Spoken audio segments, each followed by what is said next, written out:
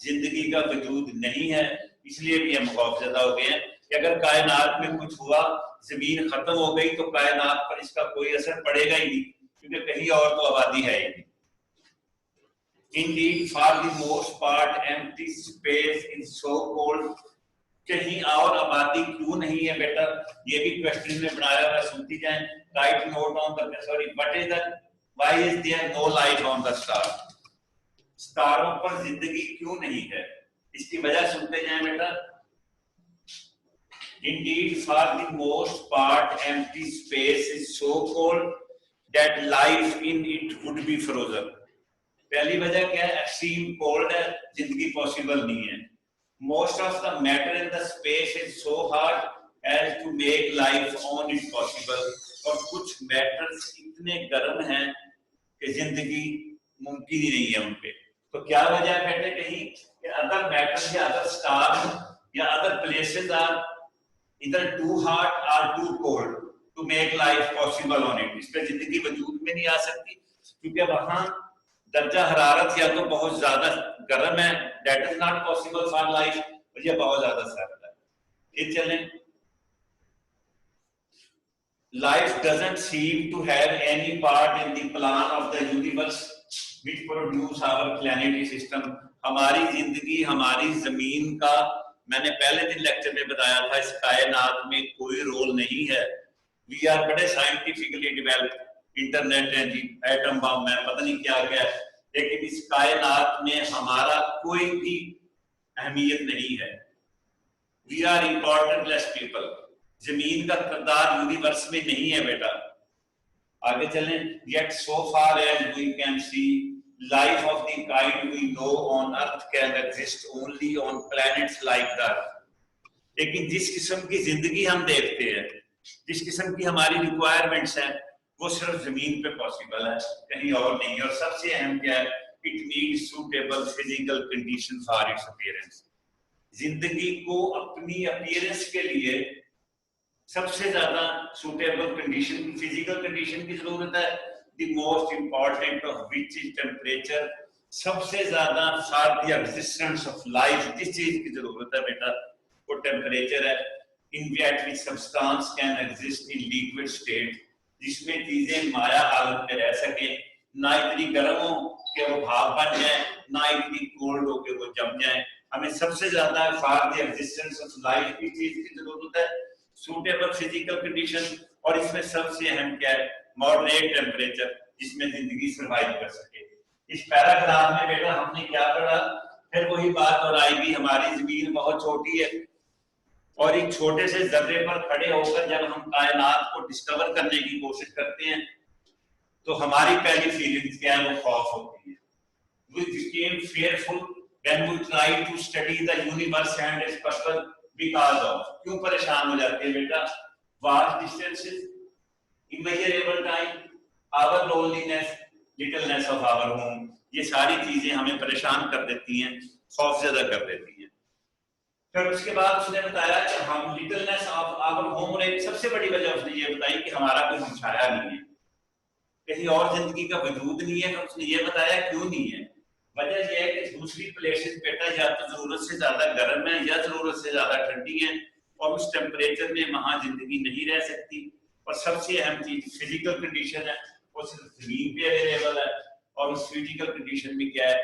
क्या substance can remain in liquid state, moderate temperature सबसे अहम है। ये आज का टॉपिक था। अच्छा बेटा, कल हम पढ़ रहे थे, ये थोड़ा थोड़ा साथ साथ चलें। ये पेपर जब खत्म हो, ये टेस्ट ये कल खत्म हो जाएगा, उम्मीद है ईद के बाद मैं इसका आपको टेस्ट भेजूंगा। वो आपने मुझे हार्ड कॉपी में भिजवाना होगा, थोड़ी सी आप भी प्रॉब्लम इसमें जाए, बड़े मजे से एसी में बैठ के सुन रही होती है हमारी तकरीरें, तो आप इसको हार्ड कॉपी में भेजेंगी। और मैं छोटे छोटा आपको होमवर्क भी दिया दूंगा। आज मैं आपको कुछ इडियम्स दूंगा, वो आप उनके सेंटेंसेस बना के ग्रुप में भेजेंगी। जिसको जो जहां प्रॉब्लम होगा वो मैं बना दूंगा। हमने बेटा तैयारी करनी है, और बेस्ट पॉसिबल वे ये नहीं है कि मैं बोलता रहूं और आप सुनती रहे। ये आपकी टेस्टिंग होगी, वो हर बच्ची उन जो मैं इडियम्स भेजूंगा, use their own her own sentence and will send in the group. तो बेटा कल एक फिक्री से प्रोनाउन की मजीद क्या जो है गलतियां आ सकती हैं, जैसे ये करते हैं बेटे आई यू एंड ही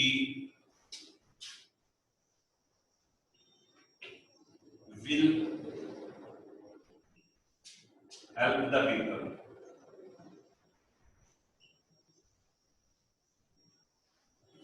बेटे हमारे लिए भी ये सिस्टम नहीं है, जो जो हम इससे वाकिफ होते चले जाएंगे आपको इंशाल्लाह इन्वॉल्व करते चले जाएंगे। I you and he will help the people. बेटे first person, second person and third person. अब अगर ये तीनों पर्सन किसी सेंटेंस में आ जाए और आपका काम या तो अच्छा हो या बुरा बहरहाल ना हो, जैसे आप कह लें I you and he will visit money, इसमें आपकी कोई ऐसी नेगेटिव इंटेंशन नहीं है, तो फिर दोनों में तरतीब बेटा क्या होगी, सबसे पहले आप सेकंड पर्सन को लेके आएंगे, ना थर्ड पर्सन को लेके आएंगे। क्या लेके आएंगे?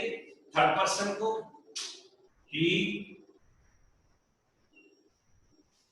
You and I.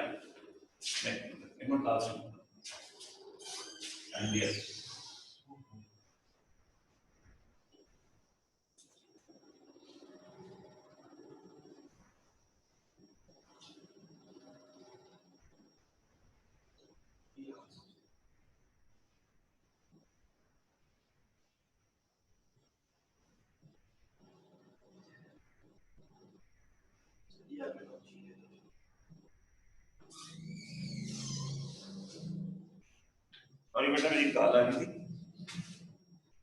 मैं आपको बता रहा था कि अगर तीनों पर्सन हो तो सॉरी सबसे पहले आप लगाएंगे second person, you he and I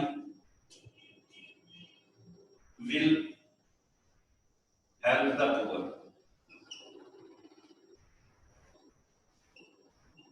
combination आप देख ले, और इसी तरह इसमें भी क्या होगा, you he and I will visit money. लेकिन जब आप इसको आप टू सेंस में ले लें बेटा, आई यू एंड ही